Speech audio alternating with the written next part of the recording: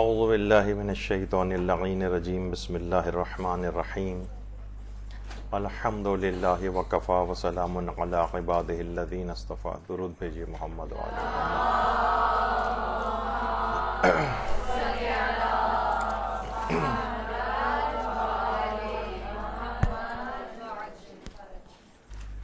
ایک کلاس اس موضوع پہ پہلے ہو چکی ہے کہ دینی طالب علم اپنے اندر نورانیت کیسے پیدا کریں. دیکھیے، علم تو حاصل ہوتا جاتا ہے، یہ بات بھی پچھلی مرتبہ آئی تھی کہ شیطان سے بڑھ کر عالم کون ہوگا. 1,24,000 انبیاء کو بہکانے کی کوششیں کرتا رہا ہے، تمام علماء اور صالحین کو بہکانے کی کوششیں کرتا ہے، دینی لحاظ سے بہکانے کی کوشش کرتا ہے. تو دین کا علم رکھے گا تو اس کے برخلاف بہکانے کی کوشش کرے گا. تو جب تک نورانیت اندر پیدا نہ ہو اور للہیت دینی طالب علم میں نہ آئے، تب تک ممکن ہے کہ کچھ اصطلاحات کا علم اس کے پاس آ جائے، ممکن ہے علم میں کچھ بڑھ بڑھ کے زیادہ بولنے لگے، لیکن جو اصلاً اس کے اندر ایک نورانیت پیدا ہونی چاہیے تھی وہ پیدا نہیں ہو پاتی. دیکھیے، کہا جاتا ہے نا کہ انسان بعض اوقات بوڑھا ہو جاتا ہے لیکن بزرگی نہیں آ پاتی. بہت سے بوڑھوں کو آپ دیکھتے ہیں کہ کتنی فتنہ پروری مچا رہے ہوتے ہیں، خاندانوں میں گڑبڑے کر رہے ہوتے ہیں، فسق و فجور کے اندر مبتلا ہوتے ہیں، یعنی بوڑھے ہو گئے ہیں لیکن بزرگی نہیں آئی. اسی طریقے سے ممکن ہے کہ ایک شخص عالم دین ہو جائے، دینی طالب علم ہو، اور اس کے اندر نورانیت نہ آئے. تو یہی وجہ ہے کہ جو بے عمل افراد ہوتے ہیں، دیکھیے سب سے پہلی بات تو یہ ہے کہ روایات کے اندر یہ بات آئی ہے کہ سوائے ان دو افراد کے پیغمبر فرماتے ہیں کہ کسی بھی شخص کا مجھ سے کوئی تعلق نہیں، یا تو عالم دین ہوگا یا پھر طالب علم ہوگا، ان کے علاوہ کوئی مجھ سے نہیں. تو کتنا بڑا مقام ہے ایک دینی طالب علم کا، اور یہی دینی طالب علم بعد میں اور مزید ترقی کر کے عالم دین بن جاتا ہے. اور اس کی اہمیت اتنی زیادہ ہے کہ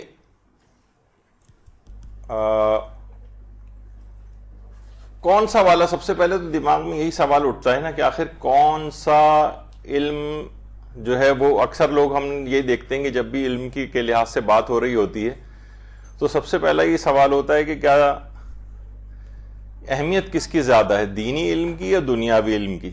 دیکھ، تو سب سے پہلے تو یہ بات یاد رکھ لیجئے کہ ہر وہ چیز جو قربتاً الی اللہ حاصل کی جائے اور جس کا مقصد اللہ کی خوشنودی حاصل کرنا ہو، وہ دینی علم ہے، خواہ وہ بظاہر کی اتنا ہی دنیا کا علم کیوں نہ نظر آ رہا ہو.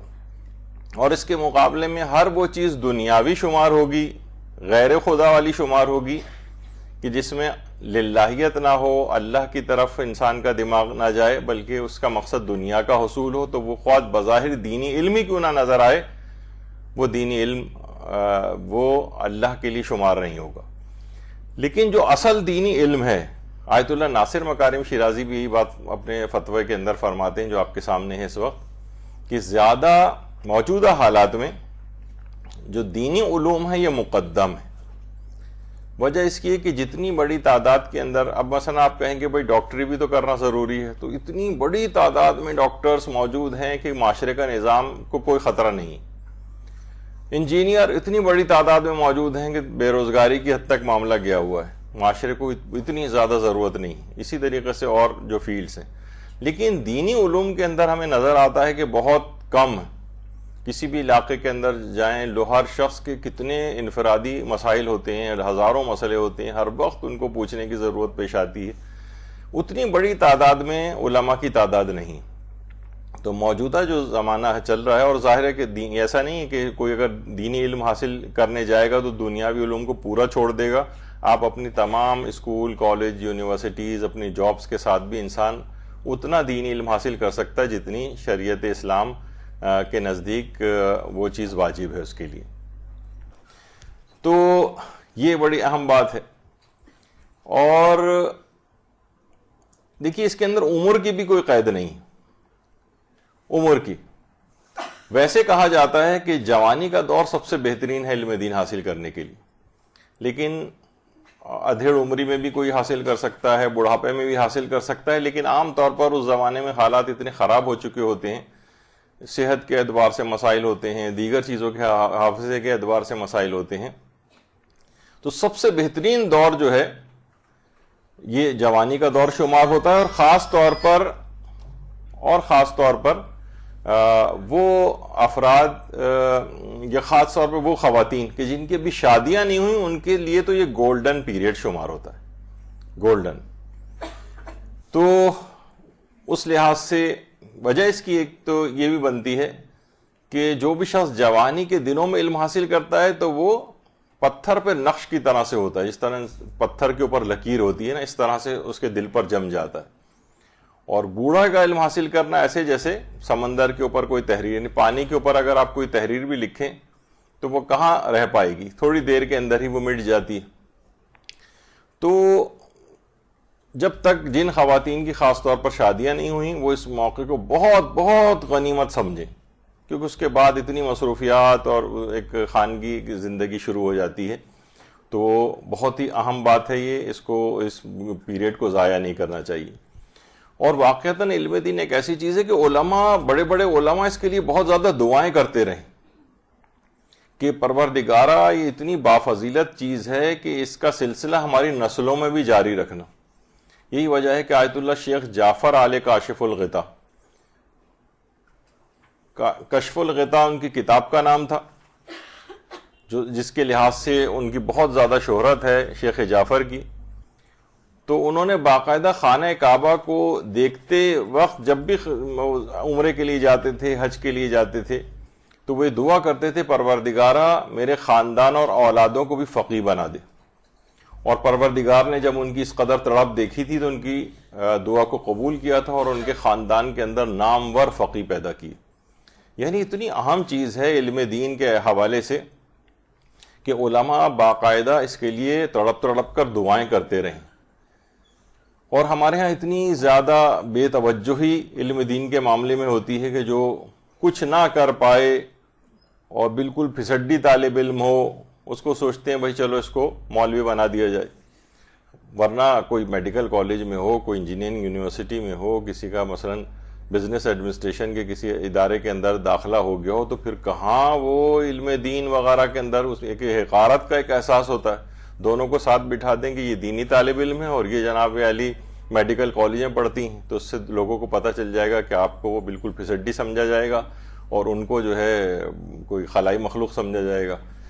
تو بہرحال تو علماء اس طرح سے اس سلسلے کو جاری رکھتے ہیں، دعائیں کرتے ہیں اور اپنی پوری زندگی اس طرح سے تبلیغات وغیرہ کے اندر لگاتے ہیں کہ آیت اللہ شیخ جواد تبریزی اب تو خیر مرحوم ہو گئے، لیکن کبھی بھی اپنے درس کا نہ صرف پڑھانے کا ناغہ نہیں کرتے تھے، شدید بیماری میں بھی ملتا ہے ان کے حالات میں کبھی انہوں نے تعطیل نہیں کی اور بیماری کے دوران بھی پڑھانے آتے تھے.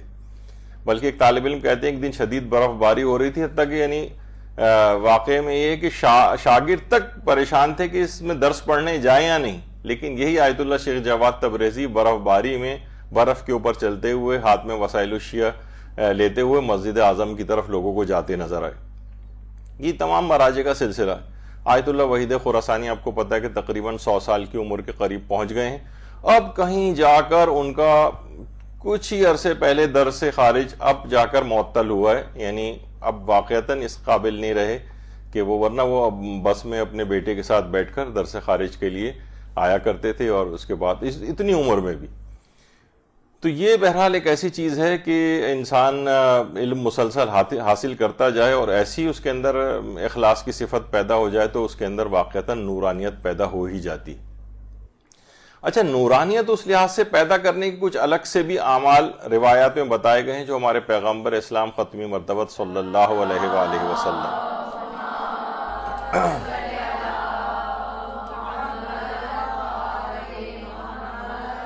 جس میں پیغمبر نے حضرت امیر المومنین علیہ الصلوۃ والسلام سے جملہ ارشاد فرمایا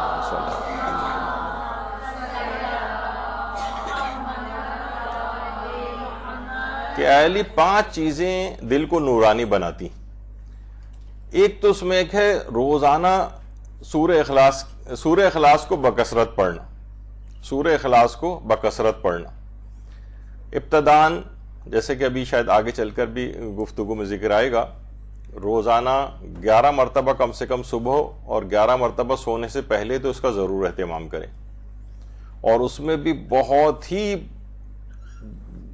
واقعتاً جسے کہا جائے کہ نورانیت کو اگر اپنے اندر پیدا کرنی ہے تو یہ 11 مرتبہ اگر آپ صبح میں پڑھیں اور 11 مرتبہ سونے سے پہلے اس کو پڑھیں اور اس کو ہدیہ کر دیں اپنے امام زمانہ علیہ الصلوۃ والسلام کو.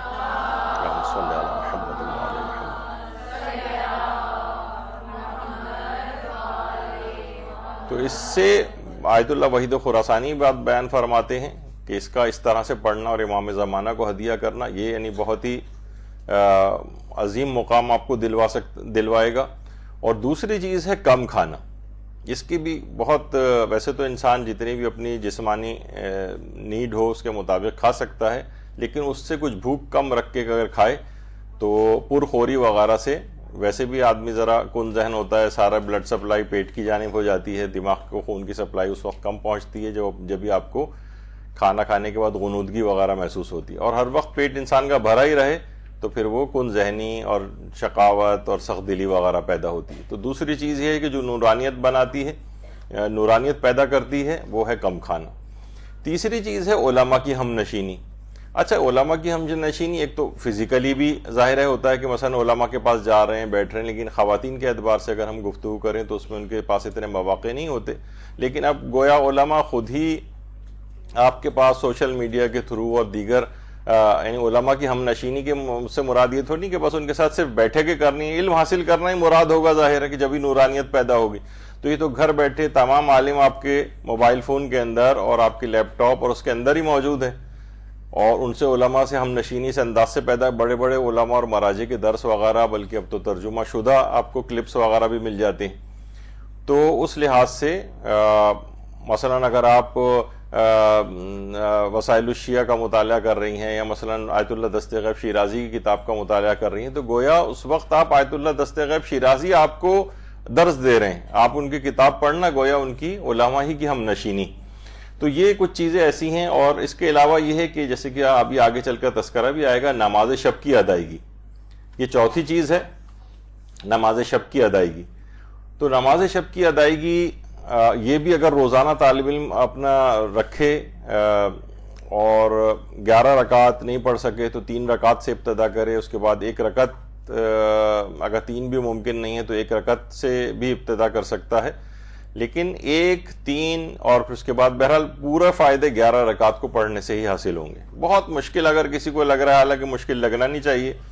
آیت اللہ سیستانی وغیرہ کے نزدیک تو دیکھیں کتنی آسانی ہے کہ نماز عشاء کے فوراً بعد بھی آپ نماز شب پڑھ سکتی ہیں. ان کے نزدیک وقت شروع ہو جاتا ہے، چلتے پھرتے آپ پڑھ سکتی ہیں، گاڑی چلاتے وقت جو ہے وہ مثلا ڈرائیو پہ آپ کہیں جا رہی ہیں اس وقت پڑھ سکتی ہیں، یعنی بیٹھے بیٹھے پڑھ سکتی ہیں. بس قبلہ رخ ہو گئے اور بیٹھے ہوئے ہیں، آپ کوئی کتاب پڑھ رہی ہیں، کچھ ہے ہاتھ میں، آپ قبلہ رخ ہوئیں اور بیٹھے بیٹھے جو ہے وہ نماز شب پڑھ لیں، رکوع اور سجدہ سر کے اشارے سے انجام دے لیں.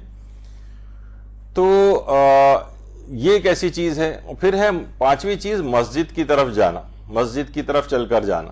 اس میں یقیناً نورانیت ہے، لیکن اب آپ خواتین کے لیے بھی ویسے کوئی ممانعت تو نہیں کہ وہ مسجد جو ہے وہ نہیں جا سکتی، لیکن یہاں پر ہمارے ہاں اس طرح کے نہیں ہیں حالات، خواتین کا اس طرح سے انتظام نہیں ہو پاتا حجاب کے اعتبار سے.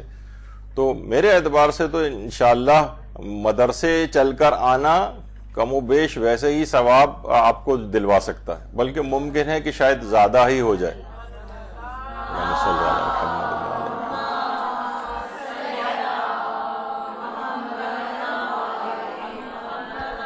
تو یہ چیزیں ایسی ہیں کہ جو واقعتاً نورانیت پیدا کرتی ہیں. جیسے کہ عام طور پر کسی جگہ میں نے سن بھی رہا تھا کہ آج کل ویسے تو یہ چیز ہو گئی ہے کہ سوشل میڈیا کے ذریعے آپ کو ساری چیزیں مل جاتی ہیں، لیکن خود جو دور سے بیٹھ کر اس کو سنتے ہیں اور جو یہاں بالکل سامنے اس کلاس میں اس نورانی ماحول کے اندر جہاں پر علوم محمد و آل محمد علیہ السلام کا تذکرہ ہوتا ہے، اللہم صلی علی محمد.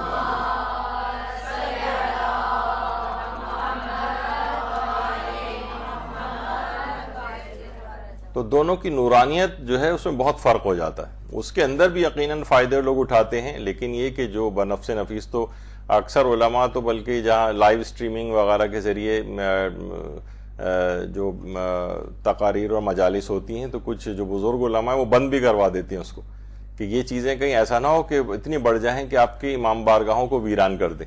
کہ ہم جب گھر بیٹھے بستر پہ لیٹے ہوئے، اور آپ دیکھتی ہیں کہ کبھی بھی گھر پہ انسان اس تقدس کے ساتھ مجلس نہیں سن پاتا، ادھر ادھر کی باتیں بھی ہو رہی ہیں اور ٹانگ پہ ٹانگ لیٹے ہوئے مجلس سن رہے ہیں اور بے توجہی کے ساتھ ہیں اور چائے کی چسکیاں لے رہے ہیں، اس میں ویسا تقدس بھی نہیں آ پاتا. تو بہرحال ایک خاص مدرسے کا یا اس مجلس کے نظام کا سلسلہ ہے. لیکن بہرحال ابھی ٹیکنالوجی ایسی ہو چکی ہے تو بہرحال اس کے اوپر بھی چیزیں جو ہیں جتنی ممکن ہو انسان سنے.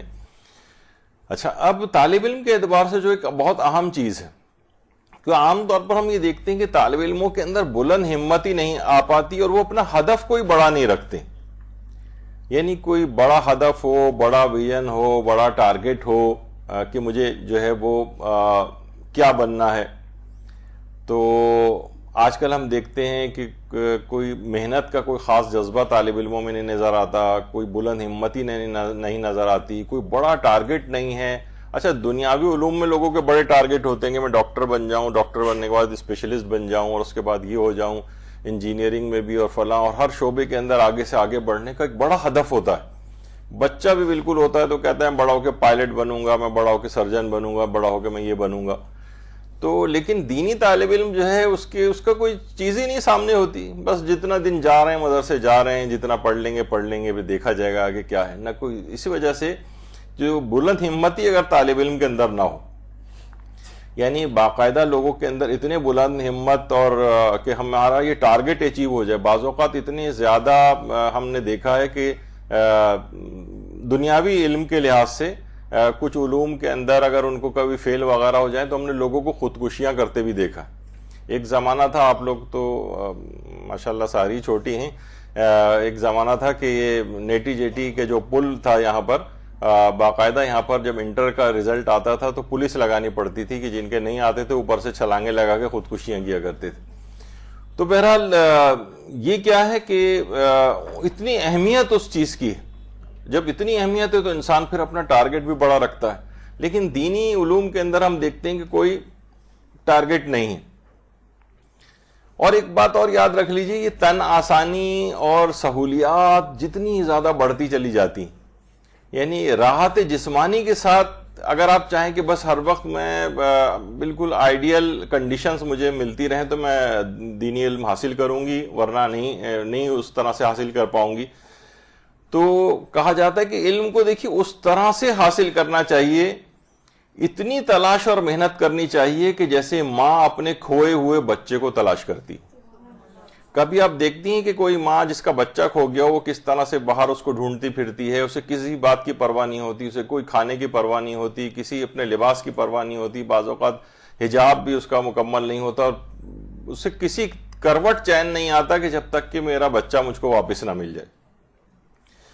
تو بالکل اسی طریقے سے ہے کہ یہ جو علم کا اس طرح سے علم کی تلاش ہونی چاہیے، اتنی زیادہ اس کے اندر محنت اور کاوش جو ہے ہونی چاہیے، اور کبھی اس میں کوئی سٹاپ نہ لگے، کوئی اس کے اندر رکاوٹ نہ کھڑی ہو. اور کہا جاتا ہے کہ کسی بھی شخص کا اگر اس کو یہ گمان ہو جائے کہ بس اب میں نے کافی علم حاصل کر لیا اور میرا علم اب مکمل ہو چکا ہے، تو وہ سمجھ جائے کہ اب اس کے جہالت کے دور کا آغاز ہو گیا ہے. یعنی اگر کوئی شخص یہ سمجھے، یہاں کتنے بڑے بڑے علماء اور مجتہدین کو ہم دیکھتے ہیں، کہتے ہیں کہ آیت اللہ سیستانی ان عظیم مراجع میں سے ایک ہیں کہ زیادہ تر ان کے ہاتھ میں سوائے اس کے کہ جس وقت وہ زائرین وغیرہ سے ملتے ہیں، زیادہ تر آپ کا تو اسی وقت ان سے واسطہ پڑتا ہے یا ان سے ملاقات ہوتی ہے کہ جب زائرین ہوتے ہیں ان سے مصافحہ کرنا ہوتا ہے. لیکن ہر وقت جس کے ہاتھ میں کتاب رہتی، آیت اللہ سیستانی ان میں سے، ہر وقت ان کے ہاتھ میں کتاب ہے، سوائے کہ کچھ خاص مواقع جب زائرین وغیرہ سے ملاقات کرنا ہوتا ہے. لیکن جو لوگ اور ان کو عمومی زندگی میں دیکھتے ہیں وہ بتاتے ہیں چیز. تو کبھی بھی علم کا سلسلہ رکتا نہیں. یہاں یہ ہوتا ہے کہ بس 2 سال حاصل کر لیا، 2.5 سال حاصل کر لیا، 6 مہینے حاصل کر لیا، اور بس ایک دم سے بس فیلڈ میں آ گئے، اب علم کا سلسلہ بھی ویسا رک گیا. اور اپنے آپ کو علم کو بہت کافی سمجھ لیا گیا کہ میں اتنے دن جو ہے میں نے مثلا مدرسے کے اندر پڑھا ہوا ہے. تو کہا جاتا ہے کہ دیکھیے علم اس وقت صحیح معنوں میں حاصل کیا جائے گا کہ جب ذرائع علم کے علاوہ انسان اندھا گونگا بہرا لولا لنگڑا بن جائے. دیکھیے ایک جملہ جو ہے وہ کہا جاتا ہے اندھا بن جائے، یعنی اب فضول ڈرامے وغیرہ دیکھنا ایک دینی طالب علم کے شایان شان نہیں. یہ کیا آپ سوچیں کہ فضول اگر ڈراموں اور فلموں کے لحاظ سے اگر آپ دیکھیں ایک فینٹیسی ہے، ایک خیالی دنیا ہے. کچھ لوگ اپنے مالی اس کے لیے ایک باقاعدہ ایک اسٹیج ٹائپ کا وہ کرتے ہیں کہ تم یہ کہنا تم یہ کہنا ہے، کیمرہ لگایا ہو اس کو آپ ایسا دیکھ رہی ہیں جیسے کوئی بہت ریئلٹی ہے. یہ خیالی دنیا ہے، یہ انتہائی عبث احمقانہ بے وقوفانہ اور ویسا کام ہے. اگر آپ ذرا سا وہ کریں اور یہاں پر کروڑوں کی تعداد کے اندر جو ہے وہ ڈرامے جو ہے وہ ویورشپ کے اعتبار سے دیکھے جا رہے ہیں تو یہ انتہائی تو کہا جاتا ہے کہ حقیقی طور پر جو دینی طالب علم ہے کم سے وہ ایسا ہے کہ جو اندھا گونگا بہرا لولا لنگڑا ہو جائے. لیکن کس معنوں میں اندھا ہو جائے کہ فضول چیزیں مجھے کچھ نہیں دیکھنی، تب وہ اس میں کچھ نورانیت پیدا ہوگی اور علم حاصل جو ہے وہ کرے گا. بہرا بن جائے، غیبتیں کسی کی نہیں سن رہا ہے، وہ جھوٹ اور غلط بیانیاں یا رشتہ داروں کے خلاف جو جتنا کچھ آپ سنتی ہیں کہیں پہ ایسا ہو تو آپ اٹھ کے وہاں سے چلی جائیں. کانوں کو اپنے، کیونکہ یہ چیزیں جب کانوں کے اندر آپ کے جائیں گی تو یہ نورانیت کو پیدا ہونے سے روکیں گی. طالب علم کو اس انداز سے بہرا ہونا چاہیے کہ یہ والی باتیں سننے نہ سنے وہ. اسی طریقے سے مثلا گونگا ہو جائے، اب زبان سے غیبتیں نہیں ہونی چاہیے، جھوٹ نہیں ہونا چاہیے، الزام تراشی نہیں ہونی چاہیے، اس لحاظ سے گونگا بن جائے. لنگڑا بن جائے، فضول قسم کی جو تقریبات ہیں، مہندیاں اور مانجے اور فسق و فجور کی محفلیں اور مکس گیدرنگ اور یہ اس طرح کی جو چیزیں جہاں پر ہوتی ہیں کچھ لوگوں سے باتیں سننی پڑیں گی تو کیا ہو گیا. آپ کو تو ایک بڑا ہدف اور مقام کو حاصل کرنا ہے. یہ ایسی صرف تقریبات اور وہ دیکھیں جہاں پر اس قسم کی چیزیں نہ ہوں یا اس کو رکوانے کی کوشش کریں بغیر کسی لڑائی اور جھگڑے کے سمجھا کے. تو اس لحاظ سے یہ ان تمام چیزوں سے جب ایک دینی طالب علم معذور ہو جائے گا، اندھا گونگا بہرا لنگڑا اس انداز سے ہو جائے گا کہ یہ چیزیں، تو پھر اس کے اندر حقیقی طور پر ایک نورانیت آئے گی اور وہ اس کی روح اتنی ہی سالم ہوتی چلی جائے گی.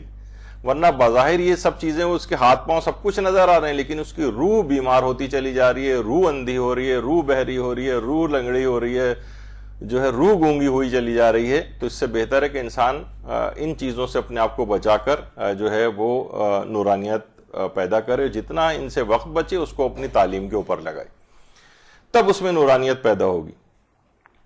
آیت اللہ بہجت کے پاس ایک طالب علم آیا جس نے کہا کہ میں 27 سال کا ہو چکا ہوں، میں بہترین طریقے سے علم کیسے حاصل کروں؟ عمر میری 27 سال ہو چکی ہے، میں نے بہت پہلے سے تو حاصل نہیں کیا، میرے پاس اتنا وقت بھی نہیں ہے.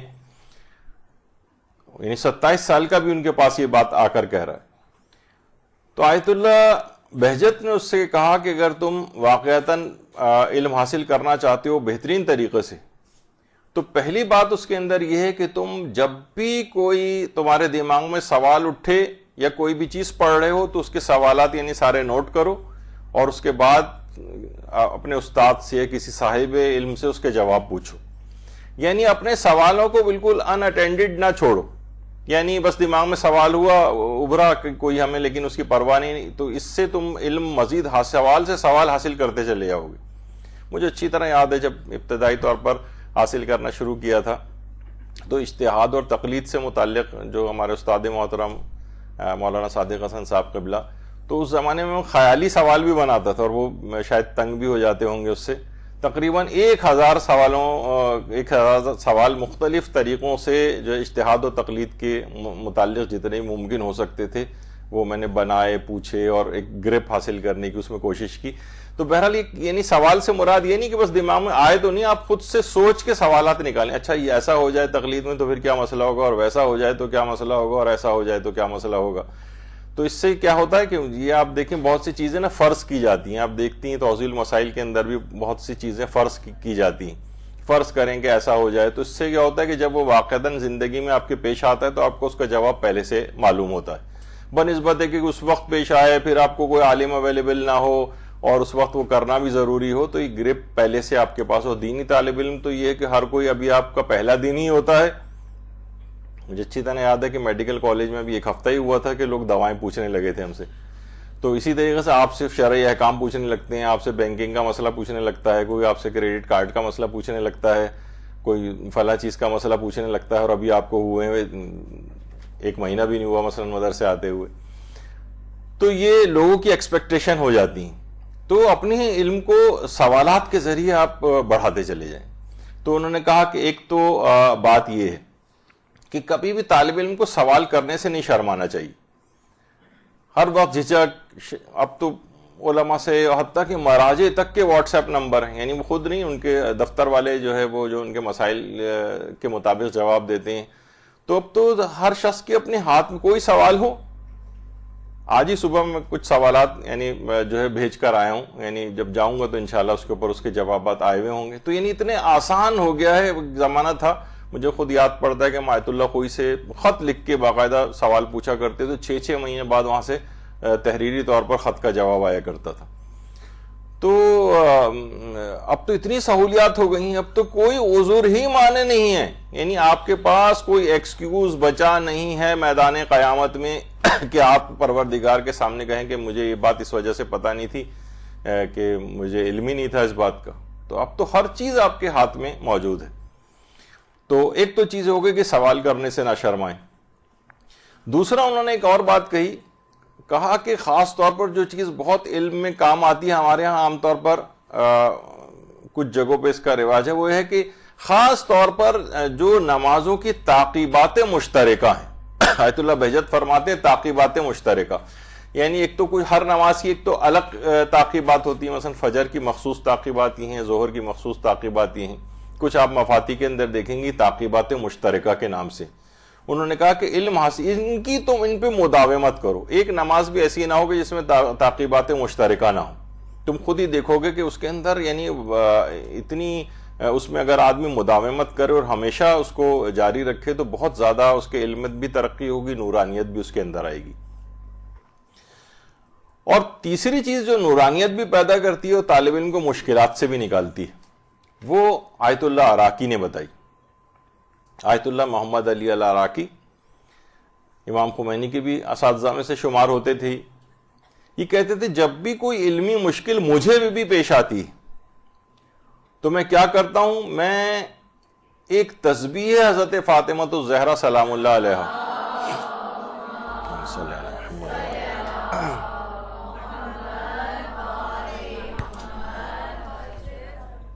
وہ میں 14 معصومین کو ہدیہ کرتا ہوں, تو وہ مشکل فوری طور پر حل ہو جاتی ہے. واقعتاً تسبیح حضرت زہرا کے اندر اتنی زیادہ پاور, اتنی ساری چیزیں اس کے اندر برکتیں اور خیر موجود ہے کہ واقعتاً اس کو طالب علم کو بھی استعمال کرنا چاہیے. ہمارے ہاں تسبیح کا رواج تو ہے پڑھنے کا, لیکن اس کے اندر اس کو اتنے اہتمام سے نہیں پڑھا جاتا ہے, سرسری طریقے سے ایک فارمیلٹی کے طور پہ پڑھا جاتا ہے. تو بہرحال اس کو بڑا دل جمعی کے ساتھ اور پھر 14 معصومین کو ہدیہ بھی کریں تو انشاءاللہ دیکھیں گے کہ علمی مشکلات بھی حل ہوں گی اور طالب علم کے اندر نورانیت بھی آئے گی. آیت اللہ بہجت سے یہ بات بھی پوچھی گئی تھی کہ کیا کریں کہ ہمارے اندر مسلسل علم و دانش پیدا ہوتا رہے. یہ نہیں کہ مثلا بس کچھ دنوں کے لیے ہوا پھر اس کے بعد یہ سلسلہ رک جائے, مسلسل علم و دانش پیدا کرنے کے لیے. تو آیت اللہ بہجت فرماتے تھے کہ اگر تمہیں یعنی یہ چاہو کہ تمہارے اندر مسلسل علم پیدا ہو اور مسلسل دانش مندی پیدا ہو تو تم کثرت کے ساتھ لا الہ الا اللہ کا ورد کیا کرو, کثرت کے ساتھ, یعنی ہر وقت. آیت اللہ محمد حسین طباطبائی فرماتے تھے کہ دیکھیے بہت سارے اذکار ایسے ہیں کہ اس کو جب آدمی کرتا ہے تو ظاہر ہے اس کے ہونٹ حرکت کرتے ہیں اور لوگوں کو پتہ چلتا ہے کہ ہاں یہ کچھ پڑھ رہا ہے. کہہ رہے ہیں لا الہ الا اللہ ایک ایسا ذکر ہے کہ اس کے اندر ہونٹوں کو بھی حرکت نہیں ہوتی, چاہے تو کوئی پریکٹس کر کے دیکھ لے. تو اس لحاظ سے اس کی بڑی اہمیت ہے کہ ان چیزوں کو ان اذکار کو کثرت کے ساتھ انجام دے. کثرت کی قلت بھی ہوتی ہے, ایک ہوتا ہے ظاہر کثرت, کتنی کثرت, وہ تو 10,000 بھی ہوتی ہے, 20,000 بھی ہوتی ہے, 1,000 بھی ہوتی ہے. تو عام طور پر جو روایات سے بات پتہ چلتی ہے کہ کم سے کم 100, یا کچھ علماء کہتے ہیں کہ 300, اور لا الہ الا اللہ تو آپ اگر پڑھنے بھی جائیں تو آپ دیکھیں گے کہ بہت ہی جلد اس کو جتنی بھی کثرت کے ساتھ پڑھا جائے تو اس سے کیا ہوتا ہے مسلسل علم و دانش پیدا ہوتی. کیونکہ ایک اور بھی چیز ہے, اگر آپ دیکھیں تو علماء اور مراجع یہ کہتے ہیں کہ یہ چیزیں نا شک اور وسواس شیطانی کو دور کرتی ہیں. عام طور پر جب آپ علم حاصل کرتی ہیں تو شیطان سب سے بڑا رکاوٹ بن کے کھڑا ہو جاتا ہے.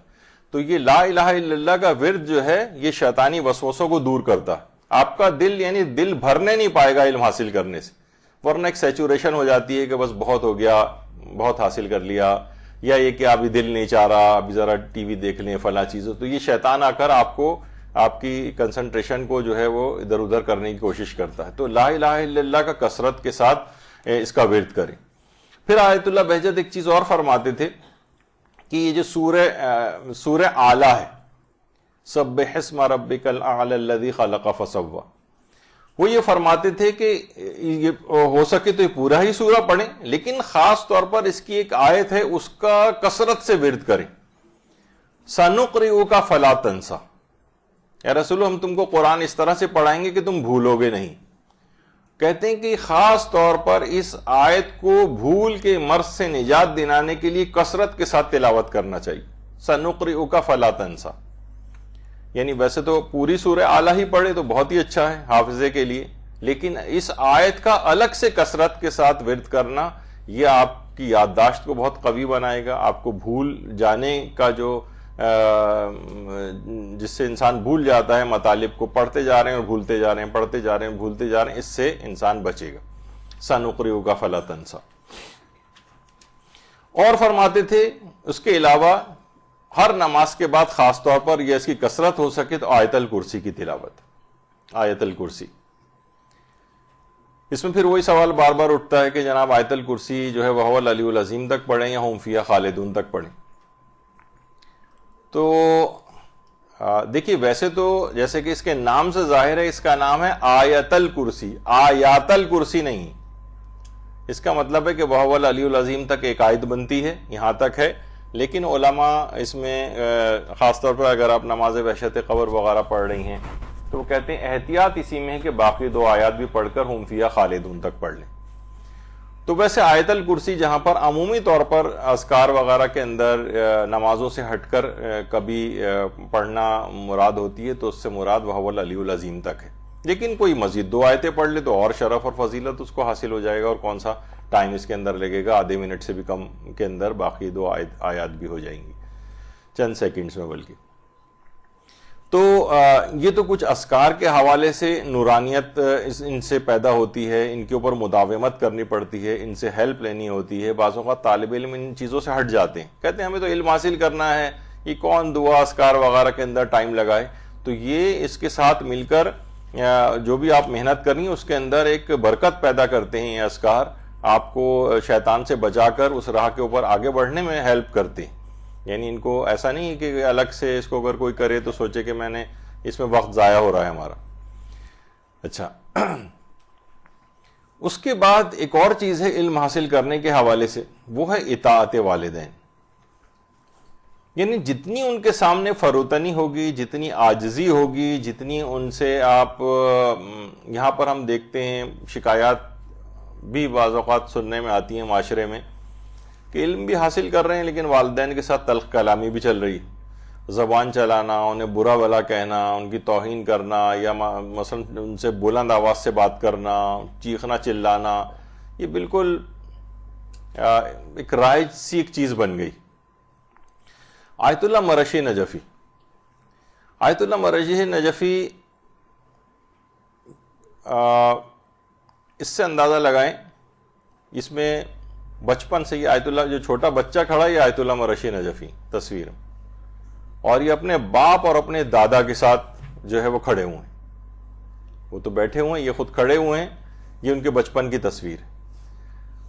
آیت اللہ مرشی نجفی کہتے تھے کہ جب میرے والد سو رہے ہوتے تھے, شاید پچھلی دفعہ بھی میں نے یہ ذکر کیا تھا, تو میں ان کو ہاتھ سے نہیں اٹھاتا تھا بلکہ اپنے گالوں کو ان کے پاؤں کے تلوے پر رگڑ رگڑ کے, کہ مجھے بے ادبی سی محسوس ہوتی تھی تو میں ان کو اس طرح سے اٹھایا کرتا تھا اپنے والد کو. یعنی اپنے گال کو چہرے کو ان کے پاؤں کے تلووں سے سہلا کر میں ان کو اٹھاتا تھا. اور میرے والد جب اٹھتے تھے نیند سے، جب میں ان کو جگاتا تھا اور نیند سے سو کر اٹھتے تھے تو ہمیشہ مجھے دعائیں دیتے ہوئے اٹھتے تھے.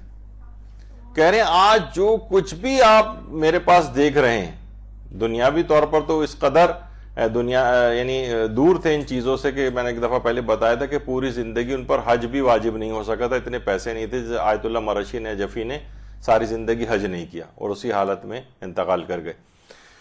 لیکن علم کے اعتبار سے جو پہاڑ شخصیت ان کی ہو گئی. وہ کہتے ہیں آج جو کچھ بھی مرجعیت اور لوگوں کا رجوع کرنا اور دین کی خدمات تم مجھ سے دیکھ رہے ہو، یہ میرے اور اس والد کی دعاؤں کا نتیجہ ہے جو میں ان کو جس انداز سے اٹھایا کرتا تھا. اس کے بعد آیت اللہ مرشی نجفی جوانی کے ایام انہوں نے جو ہے وہ گزارے، علم میں مسلسل آگے بڑھتے گئے، ادھیڑ عمری کے اندر گئے اور اس کے بعد بزرگ ہو گئے. اور آپ کو پتہ ہے کہ کتنی بڑی سعادت، 40-45 سال تک تقریباً حرم معصومہ قم میں نماز جماعت پڑھاتے رہے. اللہم صلی علی محمد وعلی محمد.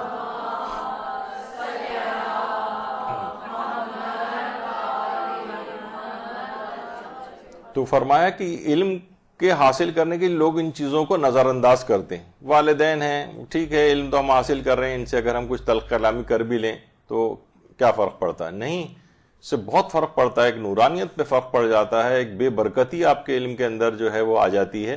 تو ان کی عزت و احترام کو مزید بڑھا دینا چاہیے. ایک تو ویسے ہی کوئی آدمی طالب علم دینی نہیں بھی ہو تب بھی اس کو والدین کا اکرام کرنا ہے، لیکن دینی طالب علم کو تو بڑھ کر اکرام کرنا ہے.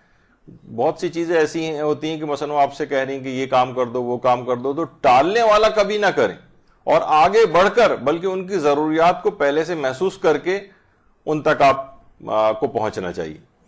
تو بہرحال یہ تمام چیزیں ایسی ہیں کہ والدین کا احترام. دیکھیے ایک زمانہ یہی تھا کہ لوگ پہلے، علامہ اقبال بھی کہا کرتے تھے مرحوم، کہ پہلے جو ہے علم اتنا نہیں ہوتا تھا لیکن تعلیم لوگوں کے پاس زیادہ ہوا کرتی تھی. علم کم ہوتا تھا، تعلیم زیادہ ہوتی تھی. اور آج کل کیا ہو گیا ہے کہ علم زیادہ ہو گیا ہے، تعلیم کم ہو گئی، تربیت کم ہو گئی. تو یہ ایک المیہ ہو گیا ہے کہ ہمارے پاس سمجھیں ایک ایکسپلوژن ایک لحاظ سے معلومات اور اس کا ہوا ہے. ہر وقت واٹس ایپ آ رہے ہیں، وہ ہر وقت آپ چیزیں پڑھ رہی ہیں، ساری کتابیں اس کے اوپر موجود ہیں، انٹرنیٹ کے اوپر ہر وقت پوری دنیا کی ساری خبریں آپ کو مل رہی ہیں. علم مسلسل بڑھ رہا ہے پہلے کی نسبت، لیکن کیا ہے تعلیم کم ہو رہی ہے. علم ہونا الگ چیز ہے، تعلیم یافتہ ہونا ایک الگ چیز. ہو سکتا ہے کچھ چیزوں میں آپ کو زیادہ معلومات ہوں لیکن تربیت اس انداز کی نہ ہو. تو یہ تمام چیزیں ایسی ہیں کہ جن کا خیال رکھنا چاہیے. پھر ایک طالب علم ایک اور بھی چیز ہے کہ مطالعے کے لیے اپنے اوپر غیر ضروری سختی نہ کرے. اس سے کیا ہوتا ہے کہ کسی حد تک تو خیر ضروری ہوتی ہے سختی کرنا اپنے اوپر، لیکن بعض اوقات کچھ لوگ بہت زیادہ سخت ہو جاتے ہیں. اس سے کیا ہوتا ہے کہ کچھ دنوں میں وہ اس چیز سے متنفر ہو جاتے ہیں. تو سوچ سمجھ کے انسان شوق اور رغبت کے ساتھ چیزوں کو کرے بنسبت اس کے کہ بہت زیادہ ہمیشہ اس کو اپنے اوپر سختی کرنا پڑے. غیر مطالعے کے لیے غیر ضروری سختی، مثلا یہ کہ روزانہ مثلا آپ نے اپنا ٹائم ٹیبل، آپ سنتی ہیں نا کہ ٹائم ٹیبل واحد وہ چیز ہے کہ جس کی سب سے زیادہ دنیا میں مخالفت ہوتی. یعنی انسان کتنے ہی اب ٹائم ٹیبل انسان ایسے بناتا ہے اپنے کہ 24 گھنٹے میں سے جو ہے وہ 50 گھنٹے کا ٹائم ٹیبل ہوتا ہے کہ جناب میں اس طرح سے، پتہ چلا کہ اس میں سے 10% بھی فالو نہیں کر پاتا، 90% ویسے ہی. اور تھوڑے دن بعد کیونکہ اس نے اتنا سخت ٹائم ٹیبل بنایا اپنا. تو مطالعے کے لیے سختی نہ کریں کہ 3 گھنٹہ مجھے لازماً فلاں چیز پڑھنی ہی ہے، 2 گھنٹے پڑھنی ہے. اس سے کیا ہوگا، چند دن تک تو سلسلہ ہوگا لیکن متنفر ہو جائے گا، دل اس کا بھر جائے گا، اپنے اوپر بہت زیادہ جبر اگر کرنا پڑ گیا اس کو. تو کوشش یہ کریں کہ اپنے اوپر اس انداز سے سختی نہ کریں. اور کچھ چیزیں علماء نے ایسی ہیں جو الگ سے ٹپس کے طور پر بھی بتائی ہیں، وہ ہے کہ لیٹ کر کبھی مطالعہ نہ کریں. اور میڈیکل لحاظ سے بھی ہے کہ آئی سائٹ وغیرہ پہ جو ہے فرق پڑتا ہے. اور کوشش کریں کہ کرسی اور میز پر بیٹھ کر پڑھنے کی عادت ڈالیں. اگر آپ نے باقاعدہ ایک اس پہ تھوڑی انویسٹمنٹ بھی انسان کر دے. بعض اوقات ہوتا ہے نا کہیں بیڈ پہ لیٹے ہوئے پڑھ رہے ہیں کتابیں، ایسے ہی جو ٹی وی کا مانیٹر ہے اس کے پیچھے کتابیں پھنسا کے رکھی ہوئی ہیں، کسی کوئی باقاعدہ کوئی جو ہے وہ جگہ ہی نہیں ہے ان کی. تو کرسی اور میز پر بیٹھ کر پڑھنے سے آپ کا بہت آرگنائزڈ پڑھائی ہوتی ہے، ساری چیزیں آپ کے سامنے ہوتی ہیں. اس پہ بیٹھنے کا بھی ایک خاص طریقہ کار ہے کہ آپ کی کمر کس طرح سے ہونی چاہیے کہ کمفرٹیبل ہو، کمر میں درد نہ ہو جائے. اور اس پہ انسان اپنے کمفرٹ پہ پڑھائی کے اعتبار سے کچھ انویسٹمنٹ بھی کر دے تو کوئی ایسی بات نہیں. ہمارے ہاں عام طور پہ یہ دیکھنے میں آتا ہے کہ بس لوگ سوچتے ہیں کون کرسی میز پہ بیٹھے آرام سے بیڈ پہ لیٹ کے ٹیڑھا میڑھا بھی بیٹھ کے پڑھ کے اپنا کام چلاتے ہیں، لیکن ایسا نہیں ہونا چاہیے. تو یہ تو اس لحاظ سے بات تھی مطالعے کے اعتبار سے کہ بیٹھ کر پڑھنا چاہیے. ایک اور چیز ہے وہ ہے ائمہ سے توسل، کیونکہ ہماری بیسیکلی ہم جو بات کر رہے ہیں وہ یہ کہ طالب علم اپنے اندر نورانیت کیسے پیدا کرے. تو ائمہ سے توسل کے بغیر کبھی بھی وہ علم حاصل نہیں کر سکتا. ائمہ سے توسل، بڑے بڑے علماء مجتہدین جن کی ابھی میں نے آیت اللہ، یہ تو خیر آیت اللہ بہجت ہیں، یہ اکثر و بیشتر اس طرح سے معصوم قم کے قبر مبارک پہ آیا کرتے تھے. آیت اللہ مرشی نجفی تو روزانہ نماز شب کا جو وقت ہے وہاں 3 ساڑھے 3 بجے کے قریب، یعنی جس وقت اس زمانے میں حرم کے دروازے بند ہو جاتے تھے اور حرم بند ہو جاتا تھا رات کے 12 ساڑھے 12 بجے کے قریب، جس وقت وہ دروازے کھلتے تھے تو سب سے پہلے اندر جانے والوں میں آیت اللہ مرشی نجفی ہوتے تھے 3:30 بجے. اور 45-50 سال تک یہ سلسلہ جو رہا ہے، ایک دن بھی ایسا نہیں ہوا کہ یہ سعادت انہیں نہ حاصل ہوئی ہو کہ حرم معصومہ میں داخل ہونے والے سب سے پہلے آدمی وہ ہوتے تھے. تو یہ توسل والی بات ہے، یعنی ائمہ سے توسل کرنا، معصومین سے توسل کرنا، ان عظیم ہستیوں سے توسل کرنا، یعنی انسان ان کے واسطے دے، ان کے حوالے سے اللہ سے جو ہے وہ دعائیں کرے کہ مجھے علم میں آگے سے آگے ان کی مدد شامل حال ہو جائے گی. ان کی شفاعت دیکھیے صرف گناہوں کے سلسلے میں نہیں ہوتی، بلکہ شفاعت نیکیوں کے سلسلے میں بھی، درجات کی بلندی کے سلسلے میں بھی ہوتی. بعض اوقات لوگ سوچتے ہیں کہ مثلا شفاعت تو صرف گناہگاروں کی ہوگی، جیسے کہ وہ نعتوں کے بھی اشعار ہیں نا، مفہوم یہ ہے کہ اس دن قیامت کے روز جو نیکوکار ہیں وہ بھی گناہگاروں کی صف میں آ کے شامل ہو رہے ہوں گے، کیونکہ پیغمبر اسلام مثلا ان کی شفاعت کر رہے ہوں گے. تو شفاعت کے معنی فقط گناہگاروں کے حوالے سے نہیں ہے جیسے کہ لوگوں نے سوچا ہے، بلکہ نیکیوں اور درجات کی بلندی کے لیے بھی شفاعت. مثلا آپ کا درجہ جو ہے وہ جنت میں ہے، اس کو بڑھوانے کے لیے بھی شفاعت، علم میں مزید ترقی کے لیے بھی شفاعت ہے، نورانیت پیدا کرنے کے لیے بھی شفاعت. تو یہ سب چیزیں ایسی ہیں کہ یہ دماغ میں رہنی چاہیے کہ ائمہ سے توسل کیے بغیر ان مقامات کو حاصل نہیں کیا جا سکتا. پھر علماء ایک چیز اور بھی فرماتے ہیں، جیسے کہ خود حافظے کے لیے آیت اللہ شبیری زنجانی فرماتے ہیں آغا نجفی کے لیے جو شیخ تقی اصفہانی کے نام سے تھے کہ جو حافظے کی کمی سے بڑے پریشان تھے. تو ایک مرتبہ حرم امام حسین گئے اور جب قبر امام حسین پہ نگاہ ڈالی تو تڑپ کر امام حسین سے توسل کیا کہ مولا اگر حافظہ نہ ہوگا تو میں دین کی تبلیغ کیسے کروں گا. کہہ رہے ہیں اسی وقت سے ایسا حافظہ پیدا ہو گیا کہ کتب اربع کی تمام روایات اس طرح سے سند اور متن کے ساتھ حفظ ہوئیں کہ جیسے ان کے سامنے تحریر ہو. اللہم صلی علی محمد وعلی محمد.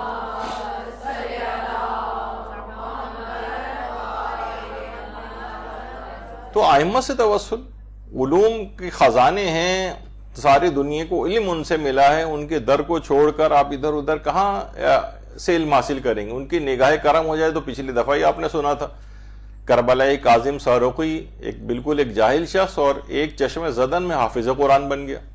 یہ کہہ رہے ہیں کہ مجھے کتب اربع کی صرف سند اور متن کے ساتھ جس طریقے سے فوٹوگرافک میموری ہوتی ہے، آپ کے سامنے لکھی ہوئی کوئی چیز ہوتی ہے، اس طرح سے مجھے یاد ہو گئی. تو کتنا بڑا مقام انسان جو ہے ان بزرگ شخصیات سے متوسل ہو کے جو ہے وہ حاصل کر سکتا. تو ان سے مسلسل ان کو ہدیے آپ بھجوائیں، نیک اعمال کے ہدیے بھجوائیں، اس کے ساتھ اپنی دعا کو لگا کر بھیجیں، اور دعائیں بھی اپنے علم کو بڑھانے کے لیے، اپنی نورانیت کو بڑھانے کے لیے اس انداز سے ہونی چاہیے. اچھا، اب ایک چیز اور بھی ہے، وہ ہے سورہ والشمس کی تلاوت، کیونکہ بیچ میں اس میں آ گئی تو اس کا بھی کہ پروردگار اس کو بہت زیادہ توفیقات نصیب کرتا ہے اور اس کا حافظہ بڑھتا ہی چلا جاتا ہے اگر کوئی شخص باقاعدگی سے سورہ والشمس کی تلاوت کرے. تو بہرحال اس کو بھی اپنے اس کے اندر معمولات کے اندر شامل رکھیں، اور اس کو ڈیوائیڈڈ دن کی جو ایکٹیویٹی ہوتی ہے اس کے اندر آپ رکھیں، کیونکہ کبھی بھی فارغ نہیں رہیں۔ اصل میں یہ دیکھا جاتا ہے کہ طالب علم بس ایسے ہی بیٹھا ہے، فارغ ہیں تو مثلا بیٹھے ہوئے گھنٹوں ٹی وی دیکھ رہے ہیں، بیٹھ کے گھنٹوں مثلا ڈائجسٹ پڑھ رہے ہیں، تو یہ اس قسم کی فضول ایکٹیویٹی سے اپنے آپ کو بچا کے اس کے اوپر طالب علم لگائے گا تو نورانیت پیدا ہوگی، ورنہ وہ ساری نورانیت ڈرین ہو جائے گی۔ کہا جاتا ہے نا کہ جناب جتنے بھی اس وقت اے سی چل رہے ہیں، یہاں پر ہم اے سی بھی چل رہے ہیں اور یہ سارے دروازے کھڑکیاں کھول دیں اور ایگزاسٹ فین لگا دیں، تھوڑی دیر میں یہاں پہ گرمی شروع ہو جائے گی۔ تو صرف علم کو حاصل ہی نہیں کرنا ہے بلکہ اس کو محفوظ بھی رکھنا ہے، اس کی نورانیت کو بھی محفوظ رکھنا ہے۔ جس طریقے سے رمضان آتا ہے، رمضان میں انسان تقوی حاصل کرتا ہے، پورے سال کے لیے وہ ایک مہینے کا تقوی کام آنا چاہیے، لیکن ہم دیکھتے ہیں کہ وہ عید کے روز ہی سارا ڈرین ہو جاتا ہے۔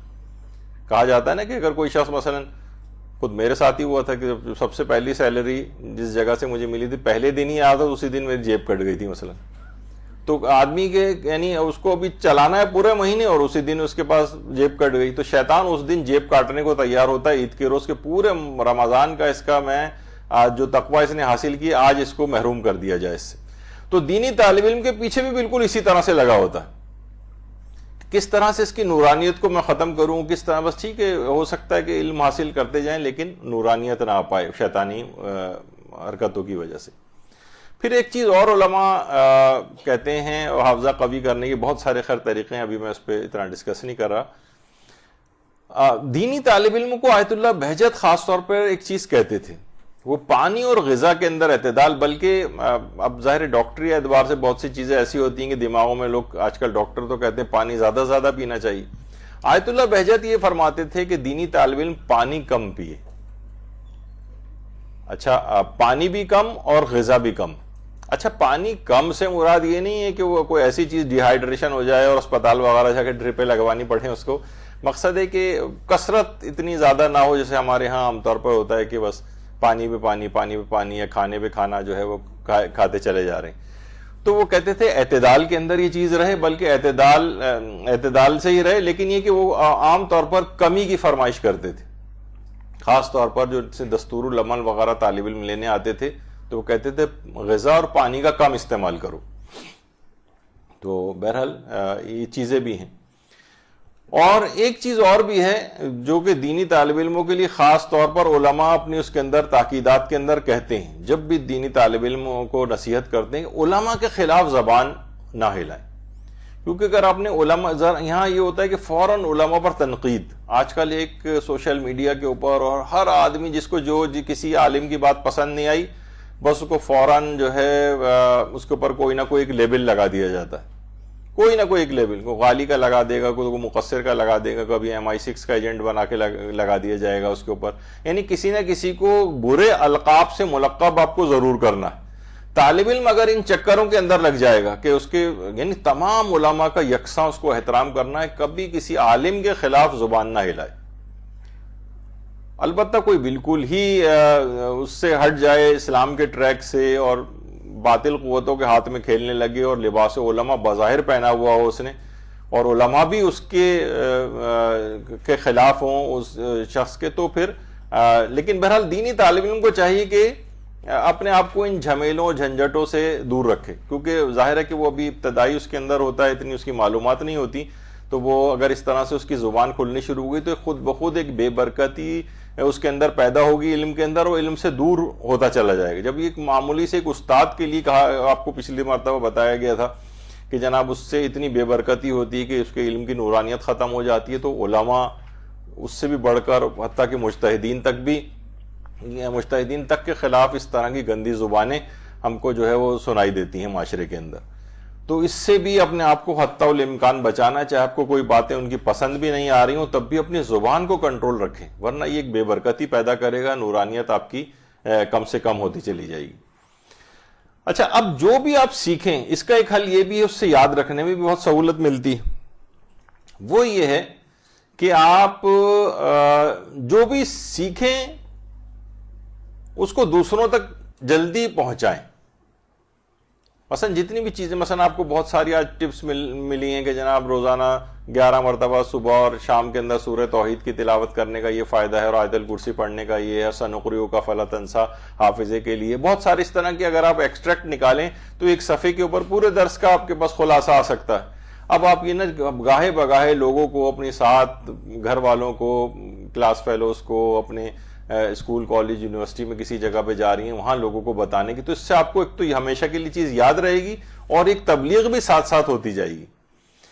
تو دیکھیے اس کے اندر یہ ہے کہ اس کے لیے بہت پروٹوکول کا وہ نہ سوچیں کہ وہ ہو آپ کو بلایا جائے گا، جناب گاڑی آپ کو لینے کے لیے آئے گی اور اس کے بعد آپ اس میں بیٹھ کر جائیں گی اور اس کے بعد وہاں ایک خاص آپ کا آؤ بھگت ہوگی تو آپ ممبر پہ بیٹھ کے جناب جو ہے وہ اسلام کی تبلیغ کریں گے، لیکن ویسے چلتے پھرتے اٹھتے بیٹھتے جو ہے وہ تبلیغ نہیں کریں گے آپ۔ دیکھیے علماء کو ہم دیکھتے ہیں باقاعدہ، جیسے افریقہ وغیرہ کے اندر لوگ تبلیغ کے لیے جاتے ہیں۔ اچھا افریقہ میں بھی آپ دیکھیں کچھ نہیں ہے، اب یہ کوئی کہے کہ جناب ہمیں تو بہت عالیشان کوئی مسجد امام بارگاہ وغیرہ ملے، لوگوں نے کیا کہ یہ یہاں پہ پیچھے کچھ بینر لگا ہے، نیچے ایک دری ٹائپ کی بچھائی اور اسی کے اوپر ہی جو ہے وہ کلاس ہو رہی ہے، وہیں پر ایک مجلس کا بھی اہتمام ہو گیا، وہیں پر درس کا اہتمام ہو گیا۔ تو سادگی کے ساتھ بھی یہ تمام چیزیں جو پہنچائی جا سکتی تبلیغات۔ تو اب دیکھیں علماء وہاں پر جاتے ہیں، کتنے علماء ہیں جو کہ